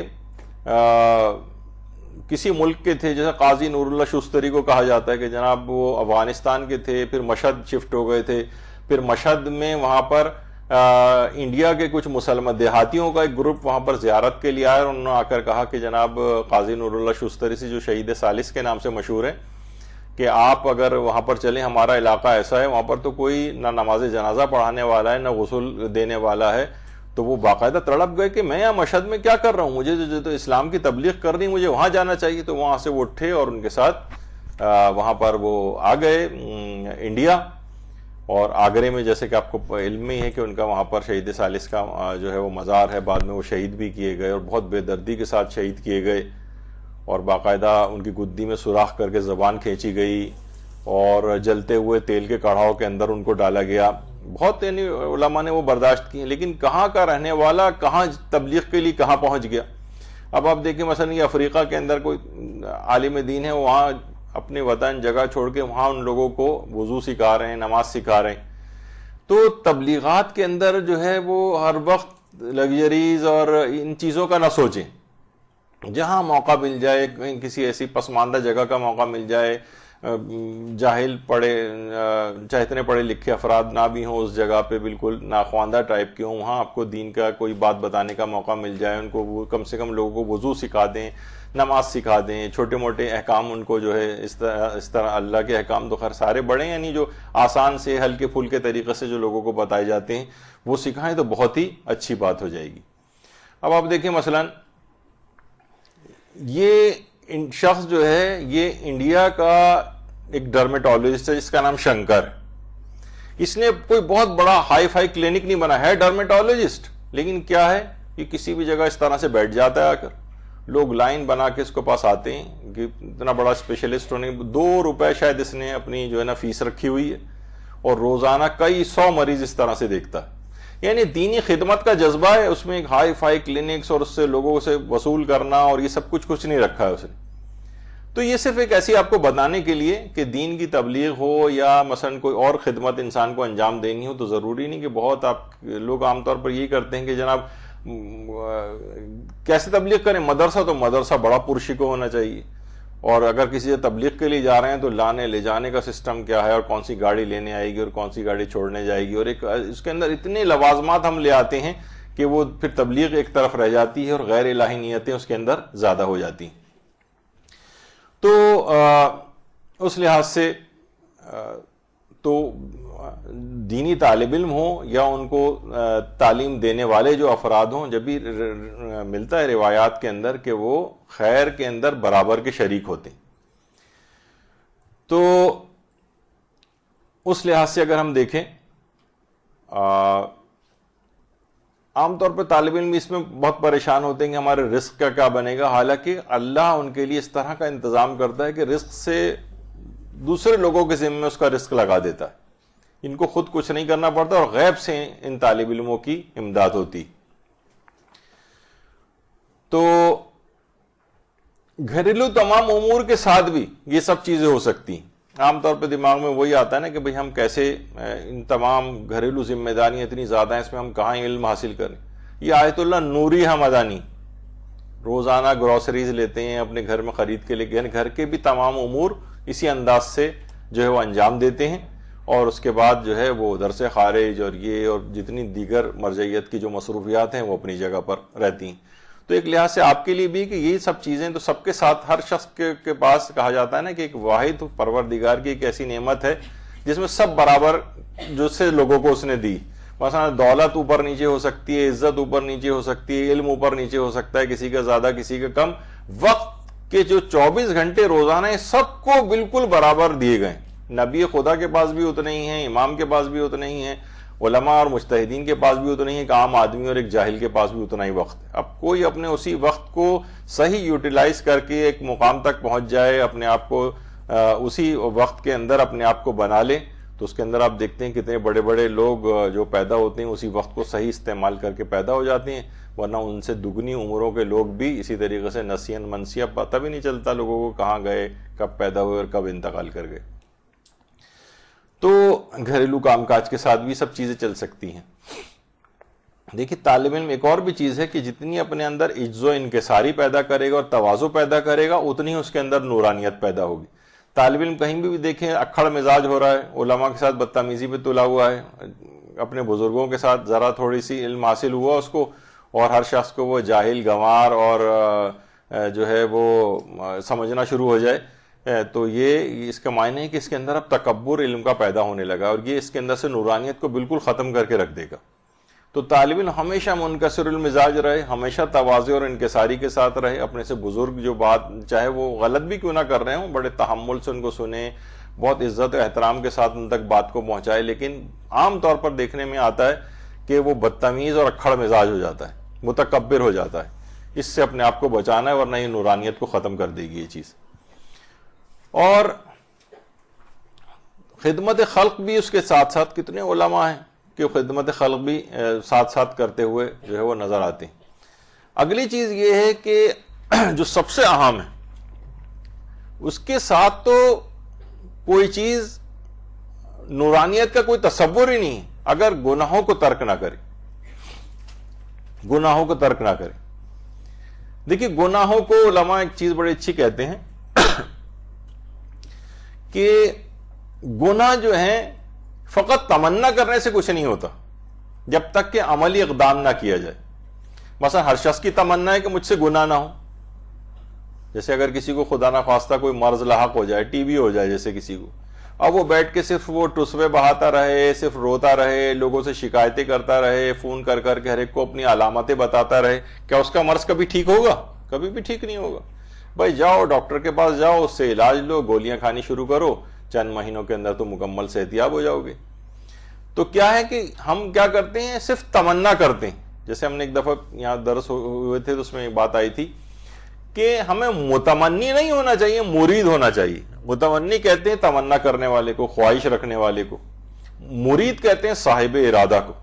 صاحب ارادہ کر لیں کہ میں گناہ نہیں کروں گی، فلاں فلاں واقعی میرے اندر کمی، میں اپنی زبان پہ کنٹرول نہیں رکھ پاتی، میں غصے میں آ جاتی ہوں، یا مثلا میں غیبتیں مجھ سے زیادہ ہوتی ہیں، جھوٹ میں اکثر بول دیتی ہوں، الزام میں اکثر لوگوں کے اوپر لگا دیتی ہوں اپنی زبان کو اس لحاظ سے. تو ہر شخص یا میں حجاب میں کبھی کمی کر دیتی ہوں، تقریبات جاتی ہیں اس میں تقریبات میں مثلا میک اپ کر کے چلی جاتی ہوں، اپنے آپ کو نہیں روک پاتی، مختلف جو اس طرح کے گناہ ہیں. تو ہر شخص اپنے اندر وہ محسوس کر سکتا ہے کون سے گناہ. تو انسان کو چاہیے کہ اپنے سے عہد کر لے کہ میں یہ فلاں فلاں گناہ تو میرے اندر پایا جاتا ہے، یہ میں مجھ سے نہ ہونے پائے. گناہوں کا ترک. اچھا اس کے لیے بھی کچھ طریقے بھی ہیں جو کہ ابھی تو نہیں، ہمارے ہاں مسلسل اس کے اوپر کئی نشستوں کے اندر گفتگو ہو چکی ہے، گناہوں کو ترک کیسے کریں. اس میں یہ ہے کہ کچھ چیزیں ایسی ہیں جو اسلامی طریقے کار ہیں. مثلا آپ یہ کہتے ہیں کہ اگر فلاں دوبارہ مجھ سے اگر غیبت ہوئی تو مثلا میں 1 مہینے تک پوری پابندی کے ساتھ 11 رکعت نماز شب ضرور پڑھوں گی. اگر بالفرض اگر آپ یعنی آپ نظر کر لیں, قسم کھا لیں, عہد کر لیں کہ میں یہ کام کروں گی. اگر مجھ سے غیبت دوبارہ ہوئی تو میں ختم قرآن پورا کروں گی. یا مثلا اگر مجھ سے فلاں گناہ دوبارہ ہو گیا, بے حجابی کا ہو گیا یا کوئی اور گناہ ہو گیا, تو میں اتنا صدقہ دینے کی نظر مان لیں گے جو آپ کی طبیعت پر شاق گزرے. مثلا میں 5,000 روپے صدقہ دوں گی, مثلا میں ویسے کہہ رہا. تو اگرچہ وہ اچھا جب اتنی اماؤنٹ جیب سے نکلے گی نا آپ کی, تو 1 دفعہ ہوگی, 2 دفعہ ہوگی, تیسری دفعہ لازمی آپ رک جائیں گی, لازمی رک جائیں گی. تو دیکھیے شیطان کا بھی دیکھیے ہر بار, یہ امام خمینی بڑا اچھا کہتے تھے کہ آپ دیکھتی ہیں کہ شیطان کیا کرتا ہے کہ آپ کو وضو میں وسوسوں میں مبتلا کرتا ہے, شک ڈالتا ہے, آپ کو بار بار وضو کرواتا رہے گا, نمازیں بار بار پڑھواتا رہے گا. لیکن امام خمینی بڑا اچھا جملہ فرماتے تھے, مالیات میں شک نہیں آنے دیتا. مثلا کبھی نہیں ہوتا کہ شاید میں نے خمس نہ نکالا ہو, چلو دوبارہ نکال دوں, شاید میرا حج غلط ہو گیا ہو, چلو 1 دفعہ اور حج کر لیتا ہوں, یا شاید میں نے فلاں کو پیسے نہیں دیے تو کوئی بات نہیں 2 لاکھ روپے میں دے دیتا ہوں ان کو دوبارہ, شاید میں نے نہ دی ہوں. نہیں, اس میں کبھی آپ کو شک نہیں آنے دے گا, یہ آپ کو صرف اس کے اندر وسوسوں کے اندر ڈالے گا. تو اتنا کم سے کم آپ نظر کر لیں, قسم کھا لیں, عہد کر لیں کہ یہ جو گناہ مجھ سے ہو رہا ہے اگر مجھ سے دوبارہ ہو گیا تو کم سے کم ہر شخص اپنی حیثیت کے مطابق جو اس کو شاق اور بہت بڑا لگے کہ یہ بڑی اماؤنٹ میرے پاس سے جا رہی, اس طرح کی کوئی منت صدقے میں وہ واجب ہو جائے گا دینا اس کو, اگر اس نے مخالفت اس کی. تو علماء فرماتے ہیں کہ عشاء 1 دفعہ ہی اس سے مخالفت ہوگی, اس کے بعد خود اس کا نفس مجبور کرے گا, ارے رک جاؤ خبردار ورنہ اتنے 1000 روپے دینے پڑ جائیں گے, یا اتنی نمازیں پڑھنا پڑیں گی, یا اتنے روزے رکھنے پڑ جائیں گے. تو یہ مختلف اس طرح کے طریقے بھی ہیں جو شرعی طریقے ہیں. شرعی ریاضتیں ہم اس سلسلے میں کر سکتے ہیں, کوئی غیر شرعی ٹائپ کی کوئی منت یا اس طرح سے جو ہے وہ نہیں مانی جا سکتی. تو نورانیت کے اعتبار سے انسان اپنے آپ کو گناہوں سے جو بچاتا ہے, تو اس کے اندر ایک وہی جو ابھی میں نے اس سے پہلے آپ کو آیت اللہ وحید خراسانی کے حوالے سے بھی بتایا کہ جو 11 مرتبہ سورہ اخلاص صبح کے وقت بھی اگر پڑھے گا تو اس کے متعلق یہ کہا جاتا ہے کہ خواہ اس دن شیطان کتنا ہی زور کیوں نہ لگائے اس کو کوئی گناہ نہیں کروا سکے گا. اگر کوئی نماز صبح کے بعد 11 مرتبہ سورہ توحید کی تلاوت کرتا ہے, 11 دفعہ سورہ اخلاص, شیطان خواہ کتنا ہی زور کیوں نہ لگائے کوئی گناہ نہیں کروا سکے گا اس دن اس سے. تو انسان کو مختلف یہ علم حاصل کر کے ایسی چیزیں جو ٹپس ہیں علماء اور مجتہدین مراجع نے بتائی ہیں, یہ اس کو دماغ میں اپنے رکھنی چاہیے کہ یہ میں ان چیزوں سے استفادہ کروں اور اپنے آپ کو ان چیزوں سے بچاؤں. ایک چیز اور بھی ہے, وہ آیت اللہ بہجت بھی کہتے تھے اور بڑے علماء اس کو عرفا تو خاص طور پر اس کو بڑی تاکید کرتے ہیں, وہ بھی نماز فجر کے بعد ہی ہے, اور وہ ہے اپنے سینے پر ہاتھ رکھ کر 70 مرتبہ یا فتاحو پڑھنا. اللہ کا ایک نام ہے یا فتاحو, 70 دفعہ, اور اس کے بعد اپنے اوپر پھونک بھی اس کو مارے تو اس کے قلب کے اندر ایک نورانیت پیدا ہوتی ہے, اس کے قلب کے اندر ایک معنویت پیدا ہونے لگتی ہے, گناہوں سے انسان اپنے آپ کو بچاتا. یا فتاحو, فے تے الف بڑی ہے اور اس پہ تجدید جو ہوتی, تو یہ اس کے لیے بہت ضروری چیز ہے. اچھا, اب طالب علم کے لحاظ سے ایک اور چیز یہ ہے کہ طالب علم عام طور پہ ہم کو نظر یہ آتا ہے کہ محنت کرتے ہوئے نہیں نظر آتے, محنت انہیں خوب کرنی. خیر ابھی اس کے اوپر ہم تفصیل ابھی تھوڑی سی اور آگے آئے گی. دیکھیے علوم کے فروغ کے اعتبار سے بھی اگر کوئی صاحب علم کام کرے, مثلا اگر آپ ایک زمانہ تھا مجالس سے اعضاء میں ایک ٹرینڈ ہوا تھا, پھر آہستہ آہستہ پتہ نہیں اس دفعہ کچھ کم ہو گیا, کچھ تو ہمارے کچھ ہم خیال دوستوں نے بھی یہ چیز شروع کی تھی کہ مجالس میں کھانے وغیرہ تو بالکل ایز اٹ از کھلائیں, اس میں کوئی تبرک وغیرہ بانٹنا, کھانے کی چیز دینا, اس کو کوئی ریپلیس کرنے کی ضرورت نہیں, ایڈیشن کر دیں اس میں. مثلا ہے کہ کتابوں کی تقسیم, کتابچوں کی تقسیم, علم کے فروغ کے لحاظ سے ایک تبرک کی قسم یہ بھی بن سکتی. میں نے کہیں سنا تھا, پڑھا تھا, تصویریں بھی دیکھی تھیں اس کی, ابھی تو میرے پاس نہیں ہے, کہ ایک ملک کے ویسٹرن کنٹری میں کسی ایک ملک کے استاد کا انتقال ہوا, تو لوگوں نے جو اس کے لیے ایک جسے مجلس ترہیم کہیں، بہرحال وہاں تو یہ والی مجلس نہیں ہوتی، ایک جگہ جمع ہو کے ان کو یاد کرنے کے حوالے سے ایک پروگرام تھا.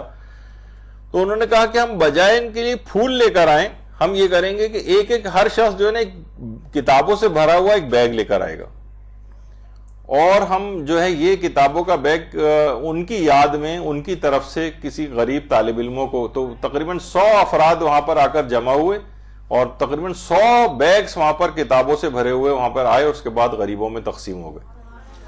تو بہرحال یہ دیکھیے چیزیں ہوتی ہیں کہ پھول رکھنے سے کیا، صرف پھول رکھنے سے انسان خود ذاتی طور پر ہی خوش ہوتا ہے، وہ بھی ٹھیک ہے کریں، اس کی کوئی ممانعت نہیں ہے.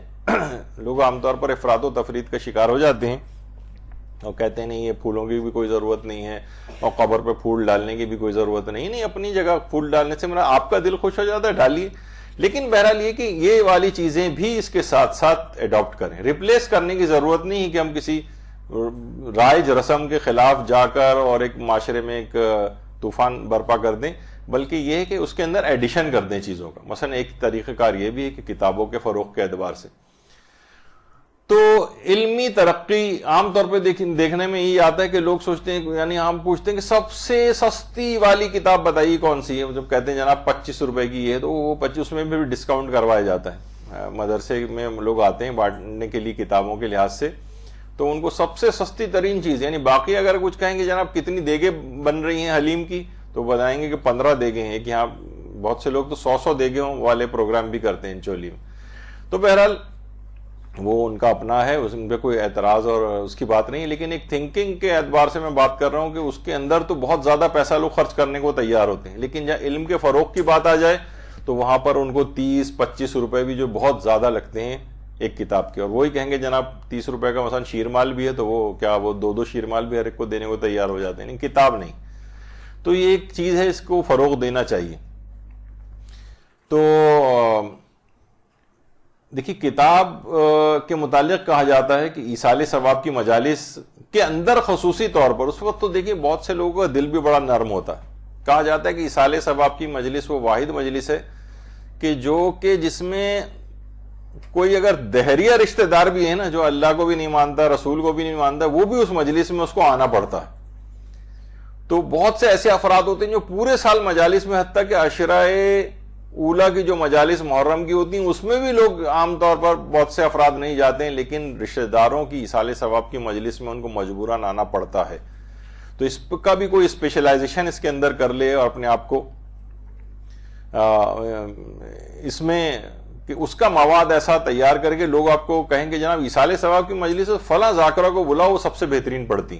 اس طرح کی اس انداز کی دل کو جو ہے منقلب کر دینے والی مجلسیں کہ لوگ عمل اور رغبت. اچھا اس میں ہر شخص دیکھیے موت کی جو مجلسیں ہوتی ہیں عام طور سوئم کی، 40ویں کی، برسی کی، اس میں لوگ موت کی طرف ذرا سننے کو تیار ہوتے ہیں. اس کا میٹر ان لوگوں کو بھی پتا ہوتا ہے ایصال ثواب کی، تو اس میں تبلیغ کا بہت اچھا موقع آپ کے پاس ہوتا ہے. تو اس میں اسپیشلائزیشن پیدا کریں بنسبت کہ عمومی قسم کی مجلسیں. مہارت جو ہے وہ اگر اس سلسلے میں آ جائے تو آپ کی ایک اسپیشلائزیشن بھی ہو جائے گی. اچھا اس میں ظاہر ہے کتابوں کے لحاظ سے بھی ایک بات اور بتا دوں کہ ظاہر ہے کہ عام طور پر ایک ٹرینڈ اور بھی ہو گیا، لوگ فوراً کہتے ہیں بھائی ہمیں سافٹ کاپی چاہیے فلاں بک کی، یعنی بس ہمیں انٹرنیٹ پہ ادھر ادھر مل جائے. نہیں، آپ کے پاس الگ سے کتابوں کی بھی ایک لائبریری ہونی چاہیے گھر میں، چاہے چھوٹی سی لائبریری ہو. دیکھو کہ یہ اچٹتی پچٹتا سا طریقہ ہوتا ہے انٹرنیٹ پہ گئے اور ایسی کتاب کو کسی کو ورق گردانی کی.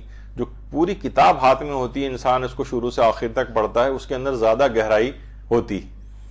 تو ویسے اگر انٹرنیٹ پہ کوئی کتاب تلاش کرنی ہے تو بہرحال اردو کے اندر ہماری جو زیارات.net کے نام سے ایک ویب سائٹ ہے، اس کے اندر بہت کتابیں، زیارات ZIYARAAT زیارات.net. تو بہرحال اگر آپ زیارات.net کے اوپر جائیں تو آپ کو بے شمار کتابیں تقریباً ہر موضوع کے اوپر ہی جتنی اردو میں کتابیں اچھی خاصی ہم نے دیکھا ہے کہ اس کے اوپر موجود ہیں. بہت اچھی ویب سائٹ ہے، لیکن کچھ کتابیں آپ کے پاس ویسے بھی الگ سے بھی ہونی چاہیے. اچھا اب اپنے روحانی اور علمی ترقی کے لیے، نورانیت پیدا کرنے کے لیے علماء فرماتے ہیں کہ خاص طور پر جو خاص ایام ہیں اور ان خاص ایام کی جو راتیں ہیں ان سے آپ بھرپور استفادہ کریں. مثلا شب قدریں آتی، شب قدر قبولیت کی سارے سال کے احکامات لکھنے کی رات ہوتی ہے، تقدیروں کی رات ہوتی ہے. اس رات کو علی الخصوص اپنے علم اور اپنے نورانیت کے لحاظ سے اسپیشلی دعا کریں. کتنی اور اس طرح کی مقدس راتیں اور آتی ہیں. شب عید بھی اس میں سے ایک رات ہے. اور کچھ مہینے ایسے ہیں جیسے رجب، شعبان، رمضان کچھ عرصے میں بعد آنے والے ہیں، اس لحاظ سے شب عید غدیر ہے، یا اس طرح کی کچھ جو خاص ایام اور خاص راتیں ہیں ان کے اندر اپنے علم کے لحاظ سے آپ ضرور دعائیں کرنی چاہیے. اور علماء ہم دیکھتے ہیں کہ وہ شب قدر کا بھی جو سب سے بڑا عمل بتایا گیا ہے کہ اس رات کو بھی انسان علوم دینیا کے اندر بسر کرے. علماء یہ آیت اللہ شبیری زنجانی موجودہ زندہ مراجع میں سے ایک ہیں، ماشاءاللہ حیات ہیں. تو علماء کی اپنی سیرت میں بھی یہ چیز ملتی ہے کہ وہ شب قدروں کے اندر بھی علم کو حاصل کرتے ہیں اور اس کے فروغ کے لیے گزارتے ہیں. اچھا، ایک چیز اور بھی علماء کہتے ہیں کہ خاص طور پر وہ یہ کہ تمام علوم اور موضوعات کے اندر آپ علم فقہ کے اندر خاص طور پر کوشش کریں کہ مہارت، علم فقہ جسے کہا جاتا ہے یا عام طور پر فقہ کے نام سے معروف ہے. تو آیت اللہ بہجت بھی کہتے تھے کہ اللہ سے ارتباط کا طریقہ اللہ اور امام زمانہ کی اطاعت کرنا ہے،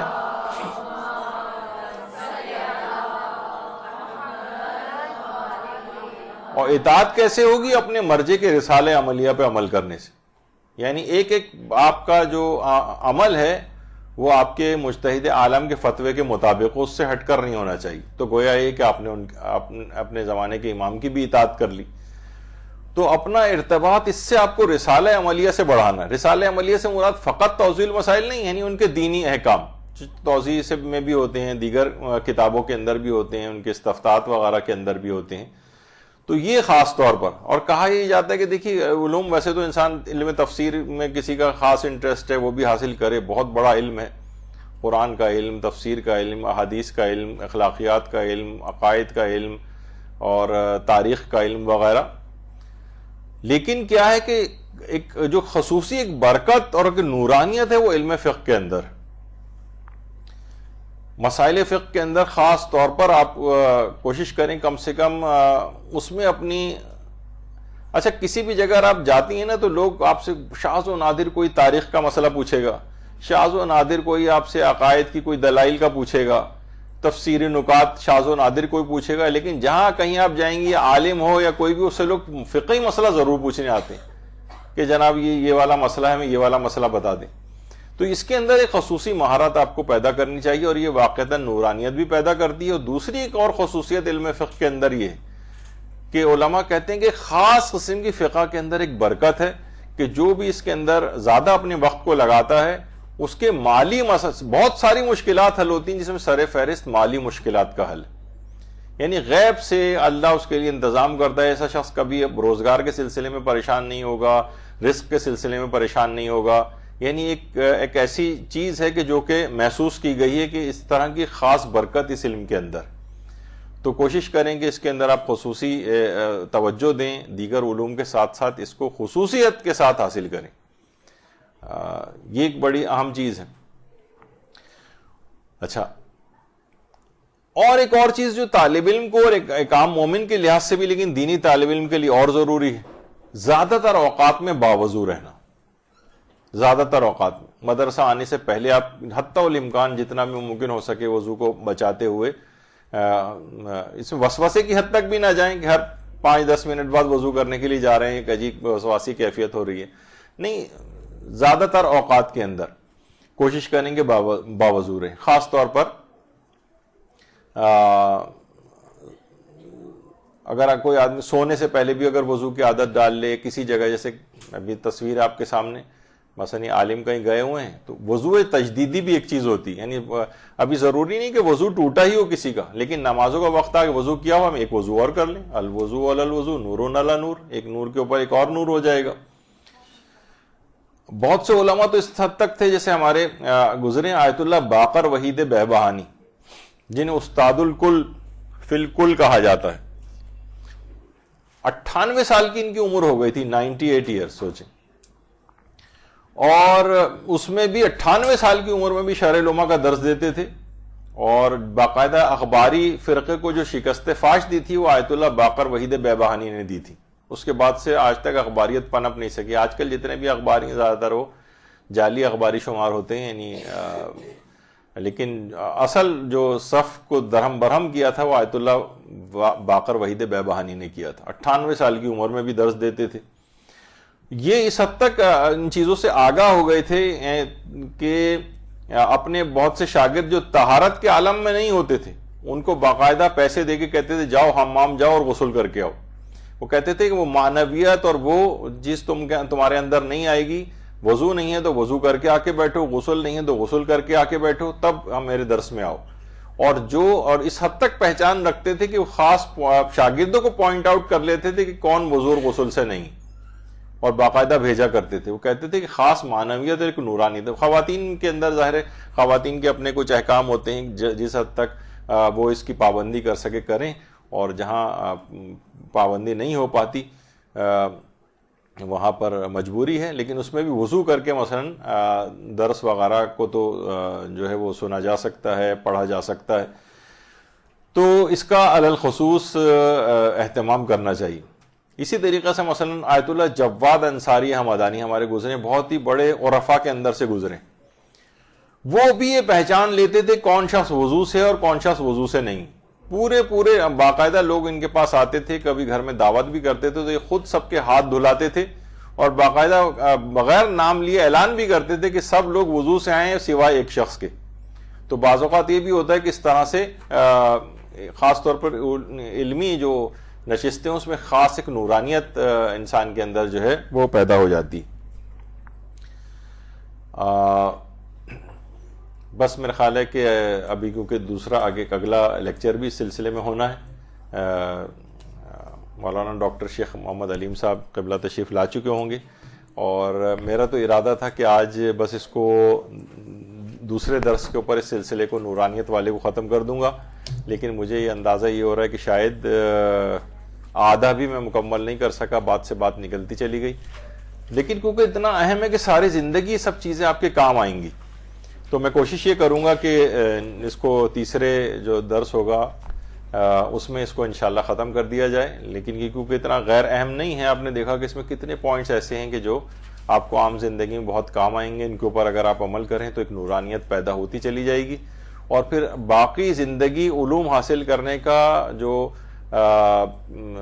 دورانیہ ہے اس میں بہت برکت آئے گی. بہت جلدی آپ کیچ کریں گی علوم کی باتوں کو، اور رکاوٹیں کم سے کم ہوں گی. کیونکہ آپ دیکھیں گے کہ جب آتا ہے نا انسان خاص طور پر مدارس وغیرہ کے اندر، تو شیطان کے لیے اتنا پریشان کن ہے یہ بات کہ وہ کتنے حربے استعمال نہیں کرے گا. بعض اوقات آپ کے گھر والوں کو استعمال کرے گا کہ آپ کے لیے رکاوٹیں کھڑی کرے، پریشانیاں کھڑی کرے کہ آپ کا مدرسے آنے کا سلسلہ رک جائے. تو شیطان کو بھی شکست فاش دینی ہے تو انہی اذکار، توسل اور ان تمام چیزوں سے دینی ہے جو کہ ابھی آپ نے سنے ہیں.